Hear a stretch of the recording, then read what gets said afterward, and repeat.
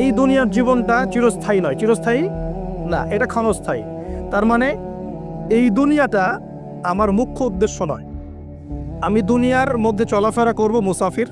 আমার প্রয়োজন আছে বিয়ে শাদী করবেন, চাকরির প্রয়োজন চাকরি করবেন, ব্যবসার প্রয়োজন ব্যবসা করবেন, আপনার রাজনীতি করার প্রয়োজন আছে আপনি করবেন, সব কিছু চলবে। কিন্তু এইগুলো আমাদের দুনিয়ার মুখ্য উদ্দেশ্য নয়। এগুলো হচ্ছে আমাদের দুনিয়াকে চালিয়ে নেওয়ার উপকরণ, মাধ্যম মাত্র। কখনোই এই নেশার মধ্যে আমরা ডুবে যাব না। ডুবে যাব আল্লাহকে ভুলে গিয়ে দুনিয়ায় কখনো ডুবে যাব না। এটা আমার দ্বিতীয় কাজ। 3 নম্বর কাজ, আমাদের লক্ষ্য স্থির করতে হবে। দুটো লক্ষ্য আমাদের, এক, ভালো করে শোনেন, দুটো লক্ষ্য আমাদের, এক ইহকালীন লক্ষ্য, দুই পরকালীন লক্ষ্য। আল্লাহ রাব্বুল আলামিন আমাদের সবাইকে এই দুনিয়াতে পাঠিয়েছেন একটা বিশেষ উদ্দেশ্যে। আমাদেরকে কি আল্লাহ পাক খেলার ছলে সৃষ্টি করেছে, না কোনো উদ্দেশ্য আছে? উদ্দেশ্যটা আল্লাহ পাক বলেছেন সূরাতুজ যারিয়াত এর 56 নম্বর আয়াতে। কোন সূরা, কত নম্বর আয়াত? আল্লাহ পাক বলছেন আউযু বিল্লাহি মিনাশ শাইতানির রাজিম, বিসমিল্লাহির রহমানির রহিম। আল্লাহ পাক বলছেন ওয়ামা খালাকতুল জিন্না ওয়াল ইনসা ইল্লা লিয়াবুদুন। আল্লাহ রাব্বুল আলামিন বলছেন, আল্লাহ পাক কি কথা বলেন? বলেন না? অনেকে বলছেন না, আল্লাহ পাক কথা বলেন না। কোরআন কার বাণী? আকীদা পরিষ্কার করেন। কোরআন কি আল্লাহর মাখলুক না আল্লাহর কালাম? মাখলুক মানে কি? সৃষ্টি। আমরা মাখলুক কি না? জি। কোরআনও কি আমাদের মতোই মাখলুক, নাকি কোরআন আল্লাহর কালাম? কালাম শব্দের অর্থ কি?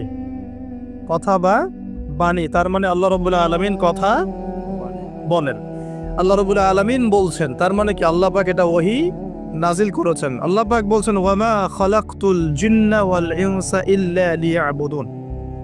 আল্লাহ বলছেন আমি জিন আর মানব জাতিকে শুধুমাত্র আমার ইবাদত করার জন্যই সৃষ্টি করেছি, অন্য কোনো কারণে সৃষ্টি করি নাই। এখানে দুইটা শ্রেণী পাওয়া গেল, একটা হচ্ছে জিন জাতি, একটা কে? মানব জাতি। জিন জাতিকে আমরা দেখতে পারি, দেখেছেন কখনো জিন? দেখেন নাই। কিন্তু আমাদের সমাজে অসংখ্য জিনগ্রস্ত মানুষ ঘুরে বেড়াচ্ছে। আমি বলি, ঢাকা শহরে যে মেয়েগুলো চলাফেরা করে শপিং মলে, রাস্তাঘাটে, এখানে ওখানে, এদের একটা ভালো অংশ কিন্তু জিনগ্রস্ত, জিন ধরা। এটা হয়তো বলবেন কেমন করে এটা বলতে পারেন? হ্যাঁ, আল্লাহর নূর যাদের মধ্যে আছে তারা বলতে পারে। বহু মেয়ে আছে রাস্তাঘাটে ঘোরাফেরা করে, এরা জিনগ্রস্ত, জিন ধরা। জিন ধরা না হলে ওরকম নগ্ন হয়ে ঢং করে রাস্তায় চলাফেরা করতো না। উপর একটা জিনের প্রভাব কি আছে? আছে। বিশ্বাস করছেন না? আল্লাহর নবীজি বলেছেন, মুহাম্মদুর রাসূলুল্লাহ সাল্লাল্লাহু আলাইহি ওয়াসাল্লাম, যে যখন কোনো মেয়ে বেপর্দা হয়ে বাহিরে বের হয় তখন শয়তান মানে শয়তান জিন না ফেরেশতা? তখন শয়তান ওই মেয়ের সৌন্দর্যকে পুরুষের চোখে লোভনীয় বা আকর্ষণীয় করে তোলে। কে করে তোলে? শয়তান। তোমাদের কারো যদি কোনো গায়রে মাহরাম বেপর্দা কোনো মেয়েকে দেখে খারাপ চিন্তা জেগে যায়, তাহলে তোমরা বাসায় চলে যাবে। কোথায় যাবে? বাসায়। সেখানে গিয়ে তোমাদের স্ত্রীর সাথে সময় কাটাবে। ইনশাআল্লাহ তোমাদের সেই খারাপ চেতনা চিন্তা দূর হয়ে যাবে। তার মানে এই হাদিস থেকে প্রমাণ হচ্ছে শয়তান বেপর্দা মেয়েদেরকে সুন্দর করে উপস্থাপন করে। জিন ধরা মেয়ে আছে সমাজে, এবং কোনো কোনো ক্ষেত্রে এখন ছেলেদেরকেও জিন ধরছে না? মাঝে মাঝে দেখবেন যে এই শীতকালে কিছু কনসার্ট হয়, দেখেছেন? কনসার্ট হয়, ফ্যাশন শোজ হয়, আরও অনেক ধরনের প্রোগ্রাম হয়। এগুলোকে নাম দিয়েছে মানুষ সংস্কৃতি। কি নাম দিয়েছে? ওখানে উঠে দেখবেন যে বড় বড় চুল আছে, অনেক লম্বা লম্বা চুল, একদম স্টেজের উপর উঠে লাফালাফি ঝাপাঝাপি করছে। দেখেন নাই? মিউজিক্যাল কিছু ইনস্ট্রুমেন্ট নিয়ে, দেখেন নাই? তারপর কি মনে হয় এরা সুস্থ? এটা সবার সাথেই জিন শয়তান আছে। কি আছে? আচ্ছা, একটা কথা বলি, কোনো কোনো ক্ষেত্রে ওয়াজ মাহফিলের প্যান্ডেলেও দেখা যায় কিছু কমেডিয়ান, কিছু বাউল, এরা মানুষকে ডিজে জিকির শেখায়। দেখেন নাই? ডিজে জিকির, একজন গান গায়, একজন কথা বলে, কেউ চা খাওয়ায়, কেউ কফি খাওয়ায়, কেউ ঢেলেও দেয়। হ্যাঁ, কেউ উঠ বস করায়, কাউকে উঠতে বলে, কাউকে বসতে বলে।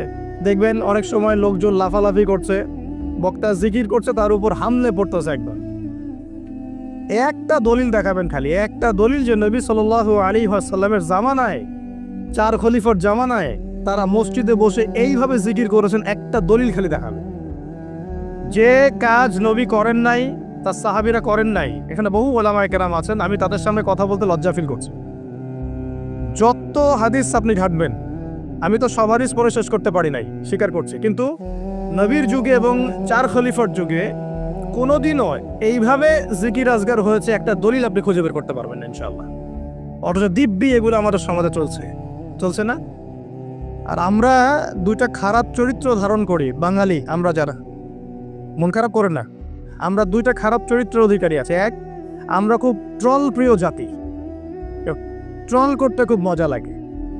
হ্যাঁ, মনে হয় যেটা করে আমি একদম বাংলাদেশে কি বলবো, দিন একদম কায়েম করে ফেলছি একদম। হ্যাঁ, ট্রল পাগল, ট্রল প্রিয় জাতি আমরা একটা। আরেকটা হচ্ছে আমরা ইস্যু পাগল জাতি। ইস্যু, একটা ইস্যু আসবে, খুব লাভঝাপ চলবে কয়দিন, ইস্যু শেষ, আবার লাভঝাপ বলতে শেষ। বিদেশিরা বলে যে এটা আমাদের শিক্ষার ব্যাপার আছে। কারণ নিজের মধ্যে ত্রুটি থাকলে তো সলভ করতে হবে কিনা, নিজের মধ্যে ত্রুটি থাকলে সলভ করতে হবে না। তারা বলে যে আমাদের মাথা নাকি ওই যে বাক্সে বন্দি মাছের মতো। বাক্সে বন্দি মাছ দেখেছেন? এই যে অ্যাকুরিয়ামের মধ্যে যে মাছগুলো চলাফেরা করে, এদের স্মৃতিশক্তি খুব দুর্বল হয়। ওই ছোট্ট জায়গাটুকু ওদের কাছে মনে হয় বিশাল সমুদ্রের মতো। কথা বুঝতে পারছেন না? ওই ছোট্ট বদ্ধ জায়গাটাই ওদের কাছে মনে হয় কি বিশাল বিশাল একটা জায়গা। ওরা খুব স্বল্প স্মৃতির অধিকারী, একটু কিছুক্ষণ পরে স্মৃতিটা নষ্ট হয়ে যায়, তাই আগে কি হয়েছে ওরা ভুলে যায়। এই স্বভাবটা এখন আমাদের মধ্যে চলে আসছে না? আমরা ইস্যু পাগল হচ্ছি না দিন দিন। করণীয় কি? খুব ভালো কথা বলেছে। করণীয় হচ্ছে টিকটক বানাতে হবে, নাকি ফেসবুকিং করতে হবে। এই ফেসবুকের কন্টেন্ট বানাতে বানাতে দুটো কাজ করেছেন, আমি নগদ দেখাচ্ছি। দুটো কাজ করেছেন। একজন কমেডিয়ানকে আলেম বানিয়ে দিয়েছেন আপনারা ট্রল করতে করতেই। একটা হচ্ছে আরেকজন গায়ক অভিনেতাকে এমপি বানাচ্ছিলেন কয়দিন আগে। গান গেত, অভিনয় করতো, মেয়েদেরকে নিয়ে নাচতো। হ্যাঁ, নিজেই গান লিখে নিজেই সুর করে, সুরের সারেগামা পা কিছুই নাই, ঠিক আছে। ও নিজেই না, আমার গান আমি গাবো, কেউ শুনলে শুনুক, না শুনলে না। একবার প্রশাসন ধরলো, রবীন্দ্রসঙ্গীত চেঞ্জ করেছে কেন, আবার ইত্যাদি। মানে তাকে নিয়ে এখন বিবিসিতেও কথা হচ্ছে। সুবহানাল্লাহ। মানে এখন বড় বড় পলিটিশিয়ানরাও তাদের মূল্যবান সময় এসব পিছনে নষ্ট করতেছে। হ্যাঁ, এটাও একটা ইস্যু। মানে এই যে ট্রল করতে করতে করতে করতে এখন আপনি তাকে কয়দিন আগে এমপি বানাচ্ছিলেন। এটা কিসের কারণে হচ্ছে? আমাদের এই ট্রল পাগল মানসিকতার কারণে হয়েছে। আরেকজনকে কমেডিয়ান, মানুষ ওকে দেখে মজা পেত, যে মন টন খারাপ, কেউ বলতো ভাই মন টন খারাপ, ও একটু ওর লেকচার শুনে মনটা ভালো হবে, এইভাবে আর কি দেখতো মানুষ, এইভাবে ট্রিট করতো। আস্তে আস্তে আস্তে আস্তে এখন সে দেখা যায় বড় বড় আলেমদের বিরুদ্ধে কথা বলতেছে। খেয়াল করে দেখেন নাই? এটা আমরা করেছি। আমাদের এই দুইটা স্বভাবকে আগে বিসর্জন দিতে হবে। এক, আমরা ট্রল পাগল জাতি হব না, ওয়াদা করেন সব। ট্রল করার মধ্যে কোনো রকম সার্থকতার কিছু নাই। যেটা খারাপ সেটাকে প্রতিহত করতে হবে, যেটা খারাপ সেটাকে প্রতিহত করতে হবে। আর 2 নাম্বার, যেটা ভালো তাকে উৎসাহ দিয়ে এগিয়ে নিতে হবে ইনশাআল্লাহ। আমরা সব সময় সত্যের পক্ষে থাকবো ইনশাআল্লাহ, আর সব সময় মিথ্যার বিপক্ষে থাকবো ইনশাআল্লাহ। যে কেউ যত বড় আলেম, মুফতি, মুহাদ্দিস, বক্তা, দায়ী যেই হোক না কেন, তার কোনো কথা যদি কোরআন সুন্নাহর বাইরে যায়, কোশ্চিন কালেও সে কথা গ্রহণ করবেন না। সিম্পল। সেটা আমি হই আর যেই হোক না কেন। আর যে কোনো ব্যক্তি, সে যেই হোক না কেন, তার কথা যদি কোরআন সুন্নাহর সাথে মিলে যায়, অবশ্যই সেটা গ্রহণ করবেন ইনশাআল্লাহ, সে যেই হোক না কেন। এখন আমরা যদি আমাদের দৃষ্টিভঙ্গিকে শক্ত করতে না পারি, সামনের দিনগুলো কিন্তু আমাদের জন্য খারাপ হবে। বিশ্বাস করেন, দিন কিন্তু দিন দিন খারাপ হচ্ছে। আমি আসছি ওই দিকে ইনশাআল্লাহ। এই ট্রল পাগল মানসিকতাকে ত্যাগ করতে হবে, আল্লাহ পাক তৌফিক দান করবেন। আর 2 নাম্বার হচ্ছে এই ইস্যু পাগল জাতি হব না। ইস্যু পাগল জাতি হব কেন? আমাদের একটা গন্তব্য, লক্ষ্য থাকবে। আমাদের লক্ষ্য কি? আল্লাহ বলেছেন এই আয়াতে, আমাদের লক্ষ্য হচ্ছে আল্লাহ পাক আমাকে সৃষ্টি করেছেন এই পৃথিবীতে আল্লাহর ইবাদত করার জন্য। কিসের জন্য? এটা 1 নম্বর ডিউটি আমার, এটা আমার লক্ষ্য, আমার কাজ পৃথিবীতে। 2, আল্লাহ পাক বলেছেন এই দুনিয়ার জীবনটা চিরস্থায়ী নয়, চিরস্থায়ী না, এটা ক্ষণস্থায়ী। তার মানে এই দুনিয়াটা আমার মুখ্য উদ্দেশ্য নয়।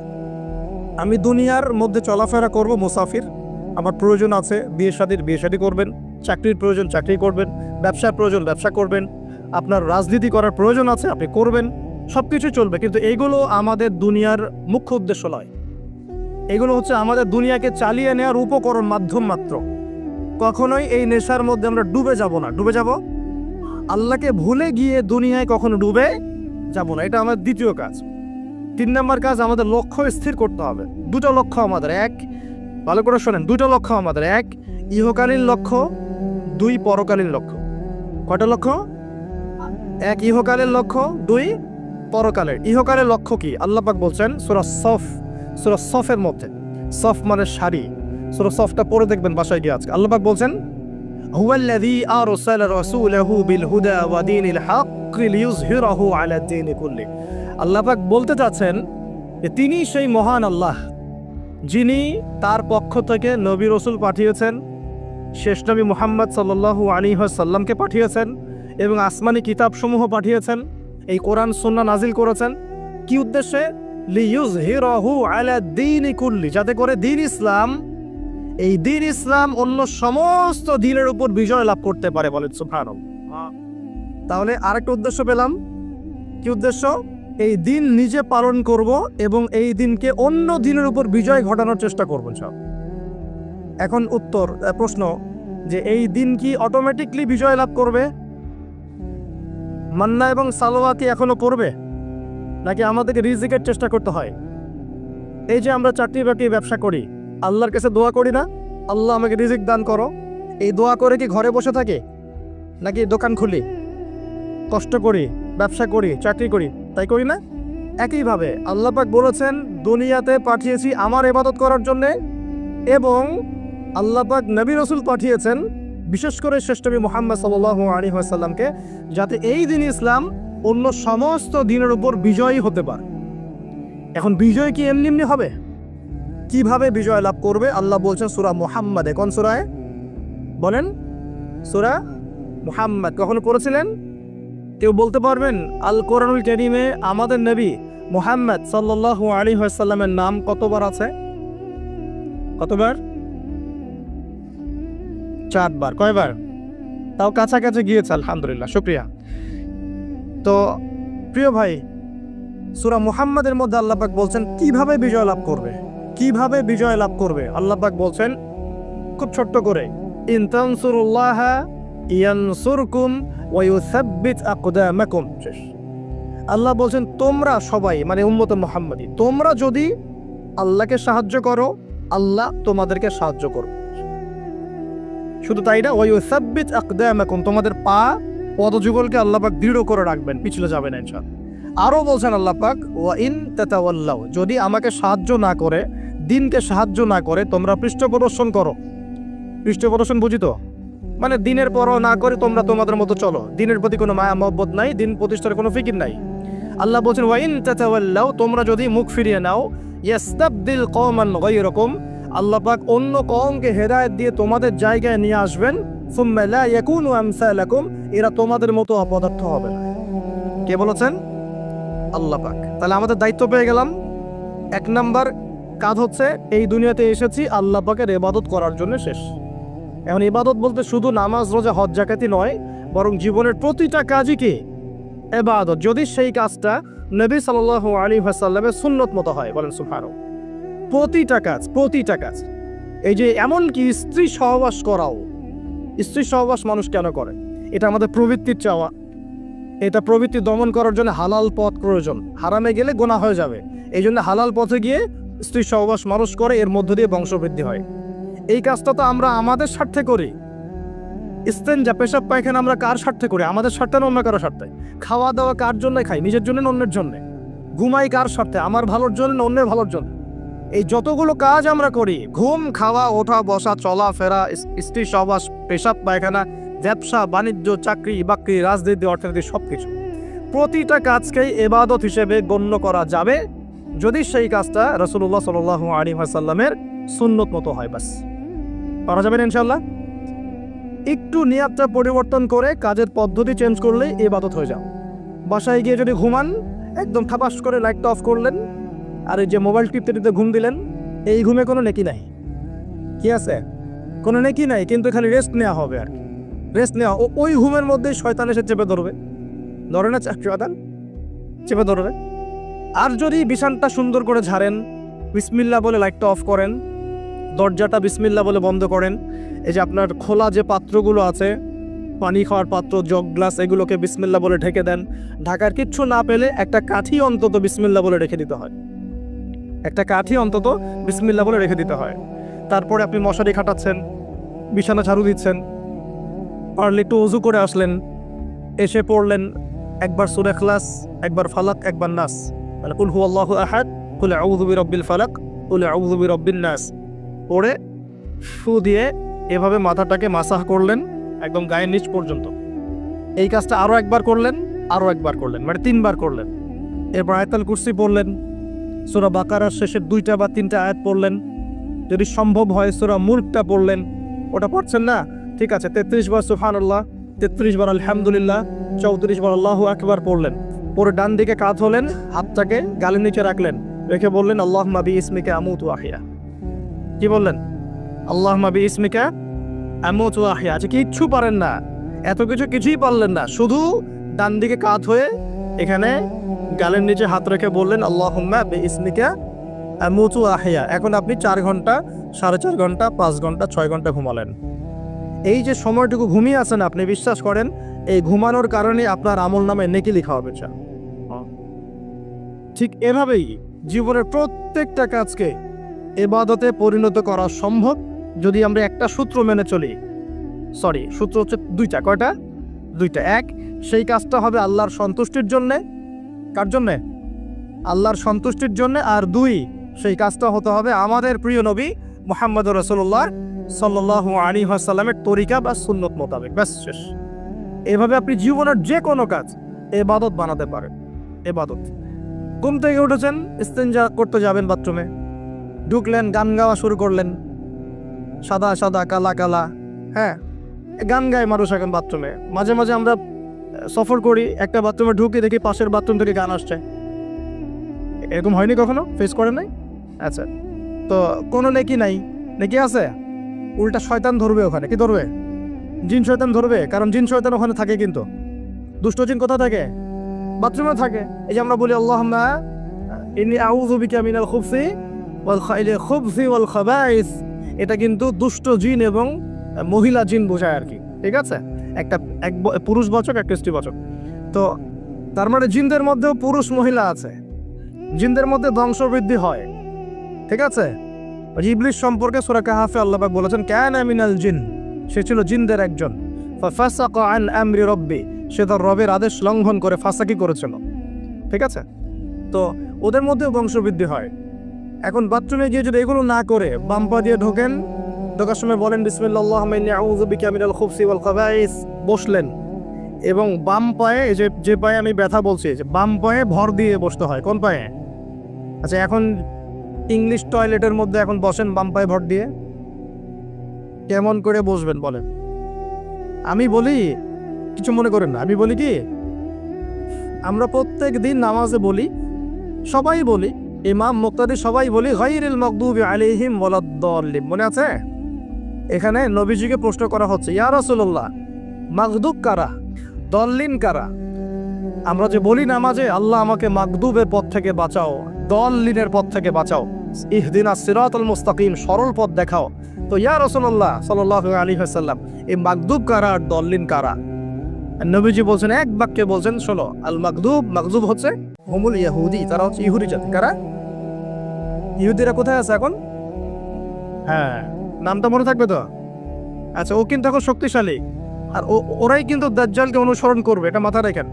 আচ্ছা, আর অনেকদিন বলছি দাজ্জাল বিশ্ব শাসন করবে, মানে কি, বিশ্বের প্রত্যেকটা ডিপার্টমেন্ট শাসন করবে। বিশ্বের প্রত্যেকটা department, politics, economics, finance, world affairs, আপনার মিডিয়া, প্রযুক্তি এবং অস্ত্রশস্ত্র, সব কিছু নখদর্পণে থাকবে। সব কিছু না হলে সে বিশ্ব শাসন করতে পারবে না, সম্ভব না। কেউ যদি বিশ্বের অর্থনীতি নিয়ন্ত্রণ করতে না পারে, সে কি বিশ্ব শাসন করতে পারবে? এই যে শ্রীলঙ্কা কি বিশ্ব শাসন করতে পারবে? পাকিস্তান পারবে? পাকিস্তান কয়দিন পর দেউলিয়া হয়ে যাবে।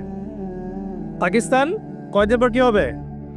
দেউলিয়া হয়ে যাবে। হ্যাঁ, আর ওদেরকে দেখে যদি আমরা শিক্ষা না নেই, তাহলে আমাদের কপালও খারাপই আছে। ওইটা বললাম, ওদেরকে দেখে যদি আমরা শিক্ষা না নেই, তাহলে আমাদের খরিও তো খারাপ আছে। আল্লাহ হেফাজত করুন বলে আমিন। তো যেটা বলছিলাম, বিশ্ব শাসন করতে হলে বিশ্বের সব ডিপার্টমেন্ট শাসন করতে হবে, কি হবে না? হবে। এখন আমরা সূরা ফাতিহায় পড়ি, গায়রিল মাগদুবি আলাইহিম, আল্লাহ তুমি আমাদেরকে ইহুদিদের পথ থেকে বাঁচাও। ওয়ালাদ দল্লিন, দল্লিন মানে নবীজি বলছেন হুমুন নাসারা, তারা হলো ওই নাসারা বা খ্রিস্টান জাতি যারা বলে যে আল্লাহর সন্তান আছে। পরে না হয়েছে আল্লাহ পাকের সন্তান আছে? আমরা কি বলি? লাম ইয়ালিদ, তিনি কাউকে জন্ম দেননি, কারো কাছ থেকে জন্ম। কিন্তু এই যে 200-300 কোটি খ্রিস্টান বলছে যে আল্লাহর সন্তান আছে, নাউযুবিল্লাহ। এই জন্য ওরা দল্লিন, পথভ্রষ্ট। দল্লিন মানে কি? পথভ্রষ্ট। তো নবীজি স্পষ্ট বলছেন যে গায়রিল মাগদুবি আলাইহিম ওয়ালাদ দল্লিন। এখানে মাগদুব আর দল্লিন মানে হচ্ছে, মাগদুব হলো ইহুদিরা গজবপ্রাপ্ত, আর দল্লিন হচ্ছে নাসারা আবার খ্রিস্টানরা। এখন আপনার সাথে আমার কথা, আপনাদের সাথে আমার কথা, আমাদের পলিটিক্স থেকে শুরু করে বাথরুমের কমোড পর্যন্ত, ঠিক আছে, আইন কানুন থেকে শুরু করে আমাদের চেহারা সুরত পর্যন্ত, আমাদের পোশাক পরিচ্ছদ থেকে শুরু করে অর্থনীতি, পরিবার, সবকিছু, এই সবকিছু ওই দুই জাতির অনুসরণে গড়ে উঠেছে। এটাই সবচেয়ে বড় আফসোসের কথা আমাদের জন্য, সবচেয়ে বড় আফসোস। বাথরুমটাও নিজের মতো করতে পারলাম না, ঠিক আছে। এই যে দেখবেন কমোডে কি বাম পায়ে ভর দিয়ে বসে যাবে? আচ্ছা, ওইখানে কাপড় কি পবিত্র রাখা যাবে? কিভাবে ইউজ করে আমি এখনো বুঝি না, কেমন করে ইউজ করে, ঠিক আছে। আরো নতুন পদ্ধতি আসছে, এটা শুনলে আরো হাসবেন। বিভিন্ন জায়গায় যাওয়া হয়, আলহামদুলিল্লাহ। আল্লাহ বলেছেন সিরু ফিল আরদ, জমিনে বিচরণ করো। আল্লাহ বলেছেন কোরআনে সিরু ফিল আরদ, তোমরা জমিনে ঘুরে দেখো। ফানজুর কাইফা কানা আকিবাতুল মুকাজ্জিবিন, দেখো যে আল্লাহকে যারা মিথ্যা প্রতিপন্ন করেছে, আল্লাহর সাথে সীমা লঙ্ঘন করছে, ওদের কি পরিণত হয়েছে। দেখলাম যে এখন ইংলিশ টয়লেটও গায়েব, এখন দিয়ে রাখছে কিছু কিছু বাটি। কি দিয়ে রাখছে? ছোট ছোট টুকরা দিয়ে আছে প্লাস্টিকের এবং হ্যাঁ সিরামিক্সের মনে হয়। তো ওইখানে দাঁড়ায় দাঁড়াই করতে হবে, 1 নাম্বার করলে দাঁড়ায় দাঁড়াই করতে হবে, এবং সবগুলো একই মাপের দেয়া আছে। এখন যদি ব্যক্তির কারো হাইট হয় 6 ফিট, কারো 5 ফিট, কারো 4 ফিট, কারো 2 ফিট, 3 ফিট, এই পার্থক্যে কিভাবে সে মেকআপ করবে আল্লাহ ভালো জানে। এর কেমন করে ম্যাচ করবে আল্লাহ ভালো জানে। কাউকে টুলের উপর দাঁড়াই করতে হবে, কাউকে একটু নিচু হয়ে করতে হবে, মানে মাপ তো একই। আরও যে কি কি দেখতে হবে আল্লাহ ভালো জানেন। তো প্রিয় ভাইরা, বাথরুম করতে গিয়ে যদি নবীর সুন্নাহ মতো করেন, এখান থেকে কথাগুলো আসছে। যদি বাম পা দিয়ে ঢোকেন, বা পায়ে ভর দিয়ে বসেন, দেখবেন ইস্তেঞ্জা করেও শান্তি পাচ্ছেন। নবীর প্রতিটা সুন্নত বৈজ্ঞানিক, যে সুন্নত আপনি পালন করবেন, আপনি বৈজ্ঞানিক উপকারিতাও পাবেন ইনশাআল্লাহ। এই যে একটু আগে এক ভাই বলছিল, আপনি তো খানি না হুজুর, 1 চামচ কি 1.5 চামচ ভাত খাচ্ছেন, খানি না। আমি বললাম যে আমি কম খাওয়া হুজুর, কারণ নবী সাল্লাল্লাহু আলাইহি ওয়াসাল্লাম কি শিখিয়েছেন? তিনি বলেছেন আমরা যা খাই না, তিনি নবী হওয়ার পরে মনে হয় সেটাও খেতে পারেন নাই। বিশ্বাস করছেন না? এরকম 3-3টা মাসের চাঁদ চলে যেত, যে নবী সাল্লাল্লাহু আলাইহি ওয়াসাল্লামের বাসায় চুলাও জ্বলে নাই। আর আমাদের তো একবেলা যদি না খাই, তাহলে আল্লাহর উপর কত শিকায়াত, কত অভিযোগ, তাই না ভাই? আচ্ছা, তারপরে তিনি বলছেন একজন ব্যক্তির এতটুকু খাওয়াই যথেষ্ট যে কোমর, মেরুদণ্ড সোজা করতে পারে, আল্লাহর ইবাদত করতে পারে। আর যদি তোমাদের খেতেই হয়, তাহলে পেটটাকে 3 ভাগ করে খাবে। কয় ভাগ? 1 ভাগ খাবার রাখবে, 1 ভাগ পানি খাবে, আর 1 ভাগ এই শ্বাস প্রশ্বাস চলাচলের জন্য ফাঁকা রাখবে। কয়জন এর উপর আমল করে দেখাতে পারে? কতজন মানুষ আছে? আর যারা একদম গোগ্রাসে খায়, এদের ব্যাপারে কোরআনে এবং হাদিসে কিন্তু মারাত্মক কথা আছে। আল্লাহর নবী সাল্লাল্লাহু আলাইহি ওয়াসাল্লাম বলেছেন যে তোমরা খুব বেশি ঢেকুর তুলো না। কি করো না? একজন সাহাবী খুব ঢেকুর উঠাচ্ছে, সাহাবী না আসলে, উনি পাশ দিয়ে যাচ্ছিলেন, খাবার দাবার খেয়ে পাশ দিয়ে যাচ্ছিলেন। তো নবীজি তার ঢেকুর তোলা দেখে বলছেন যে তোমরা বেশি ঢেকুর তুলবে না, কারণ দুনিয়াতে যে ব্যক্তি বেশি পেট পুড়ে খাবে, কাল কিয়ামতের মাঠে সে সবচেয়ে বেশি ক্ষুধার্ত থাকবে। বলেন নাউযুবিল্লাহ। খাবেন আপনি, নিজের পেটটাকে 3 ভাগ করবেন, এক ভাগ খাবার, এক ভাগ কি পানি, আর এক ভাগ শ্বাস প্রশ্বাসের জন্য ফাঁকা। আর এই ব্যাপারে একটা কথা বলে দেই, শেষ জামানায় কিন্তু খাবারগুলো সব করাপ্টেড হয়ে যাবে। কি হবে? খাবার ভেজাল হবে, ভেজাল। এটার দলিল সূরা কাহাফে আছে, আমি এটা ব্যাখ্যা করব না আজকে। সূরা কাহাফে আছে, আমি ব্যাখ্যা করব না, শুধু ইন্ডিকেশন দিচ্ছি। 309 বছর ঘুমিয়েছিলেন আসহাবুল কাহফ। কত বছর?